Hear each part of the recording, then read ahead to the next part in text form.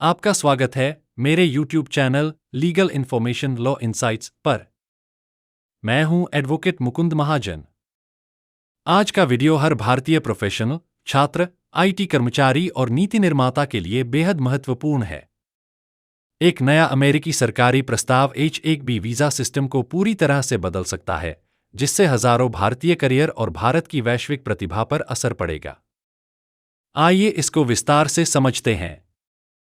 भाग एक, नया प्रस्ताव क्या है? अमेरिकी होमलैंड सिक्योरिटी विभाग ने H-1B वीजा चयन प्रणाली में नया नियम प्रस्तावित किया है।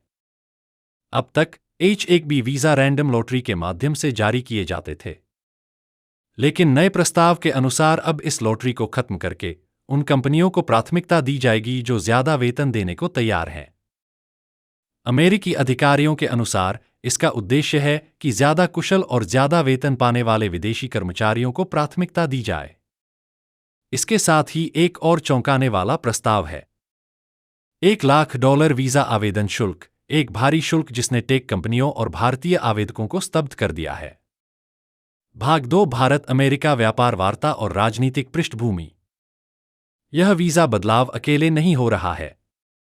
यह प्रस्ताव ऐसे समय में आया है जब भारत अमेरिका के बीच व्यापार वार्ताएं न्यूयॉर्क में चल रही हैं और दोनों देशों के बीच हाल ही में काफी तनाव देखा गया है। भारत अब वीजा रियायतों के लिए जोर दे रहा है, खासकर अपने कुशल श्रमिकों जैसे IT, इंजीनियरिंग और रिसर्च क्षेत्र के लोगों के लिए। लेकिन ट्रंप प्रशासन की अमेरिका फर्स्ट नीति के चलते यह रास्ता आसान नहीं है।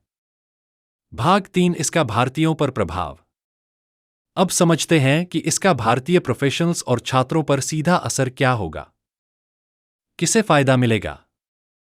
उच्च वेतन पाने वाले प्रोफेशनल्स जैसे AI साइंटिस्ट, डेटा साइंटिस्ट्स आदि को फायदा हो सकता है। कौन नुकसान में रहेगा?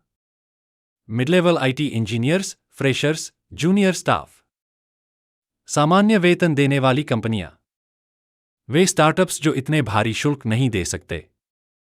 परिणाम, TCS, इन्फोसिस, विप्रो जैसी भारतीय IT कंपनियां अमेरिका में ऑन-साइट डिप्लॉयमेंट कम करेंगी। अमेरिकी नियोक्ता भारतीय उम्मीदवारों को नौकरी देने से हिचकेंगे।